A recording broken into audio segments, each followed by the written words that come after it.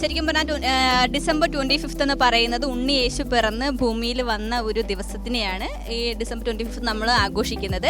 ശരിക്കും പറഞ്ഞാൽ അത് ഞങ്ങൾക്കൊരു വലിയ ആഘോഷം തന്നെയാണ്. അന്ന് നല്ല ഡ്രസ്സൊക്കെ ഇട്ട് നമ്മൾ ചർച്ചിലൊക്കെ പോയി ഭയങ്കര സെലിബ്രേറ്റ് ചെയ്യും. ലൈക്ക് എന്താ പറയുക, പാട്ടും അതുപോലെ തന്നെ ഓരോ വീടുകളിലും ചെന്ന് ഉണ്ണിയേശയെ നമ്മൾ കാഴ്ചയൊക്കെ വെച്ച് അങ്ങനെ എന്താ പറയുക, ഒരു ശരിക്കും പറഞ്ഞാൽ നല്ലൊരു ആഘോഷം തന്നെയാണ് നമ്മൾ ക്രിസ്ത്യൻസിനെ സംബന്ധിച്ചിടത്തോളം. അത് മാത്രമല്ല എല്ലാ മതക്കാരും ശരിക്കും പറഞ്ഞാൽ ഈ ഒരു ഉണ്ണിയേശു പിറന്ന ദിവസം, ഉണ്ണിയേശുവിൻ്റെ ജന്മദിനം വളരെ ഭംഗിയായിട്ട് തന്നെയാണ് ആഘോഷിക്കുന്നത്.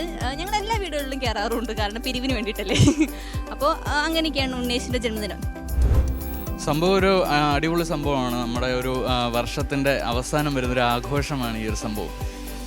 അതായത് ആക്ച്വലി പുറം രാജ്യങ്ങളിൽ വളരെയധികം അടിപൊളിയായിട്ട് ആഘോഷിക്കുന്നു. നമ്മൾ ഇന്ത്യയിൽ വളരെ കുറേ അത്രയും അടിപൊളി ഇല്ലെന്നുണ്ടെങ്കിലും അവരുടെയൊക്കെ കാലാവസ്ഥ വെച്ച് നോക്കുകയാണെന്നുണ്ടെങ്കിൽ അവർക്കായിരിക്കും അത്രയും എൻജോയ് ചെയ്ത് അത് ആഘോഷിക്കാൻ പറ്റുന്നത്.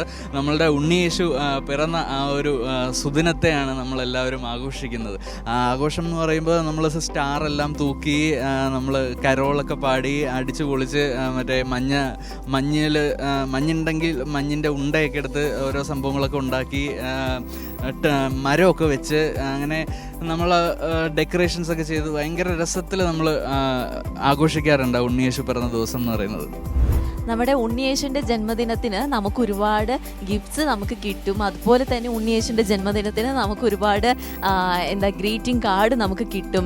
അതുപോലെ തന്നെ നമുക്ക് ഒരുപാട് കേക്ക് കിട്ടും. ഈ ഉണ്ണിയേശു ജനിച്ചതിൻ്റെ അന്ന് നമ്മൾ കേക്കൊക്കെ നമ്മൾ കട്ട് ചെയ്യും. പിന്നെ നമ്മൾ അന്നത്തെ ദിവസം നമ്മൾ ഉണ്ണിയേശുവിനെ ഓർക്കും എല്ലാവരും, അല്ലേ? അപ്പോൾ ഉണ്ണിയേശുവിനെ പിന്നെ അതേപോലെ നമ്മൾ ഉണ്ണിയേശു ജനിച്ചതിൻ്റെ അന്ന് നമ്മൾ പുൽക്കൂട് ഉണ്ടാക്കും, പിന്നെ സ്റ്റാറൊക്കെ നമ്മൾ ഇടും.